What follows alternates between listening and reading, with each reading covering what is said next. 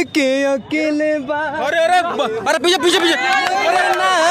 जी मना ही ले ले बा। देखिए सैड सॉन्ग सैड सिंगर जुड़ चुके हैं हमारे साथ भाई, और आज गाना सुनाएंगे आप लोगों को एकदम दिल एक टुकड़ा से 4 टुकड़ा में हो जाएगा। चलिए।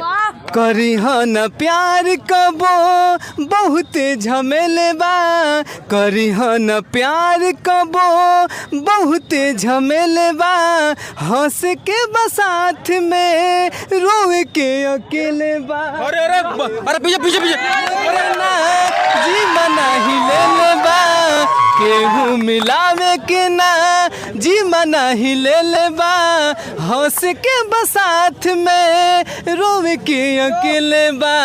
हंस के बसाथ में रोवे के अकेले बा। केहू मिलावे के ना जी मना ए मर्दे का ही ले बा। बस बस बस काहे मतलब गिर जाता, मिर्गी आ जाता, मिर्गी आ जा रहा एकदम मर जाएंगे एकदम। प्यार के चक्कर में उसका एकदम हमको बर्बाद कर दिया एकदम रंडी। बर्बाद कर एकदम रख दी से हमको बर्बाद कर दिया है। देखिए ऐसा प्यार किए थे, सच्चा प्यार किए थे, मगर वो पैसा के लिए मुकर गए। बताइए, ये बचपन से हम प्यार किए थे। एगो नोट खातिर पैसा खातिर छोड़ दी। हम गरीब थे इसलिए छोड़ के भाग गए हम। भाई साहब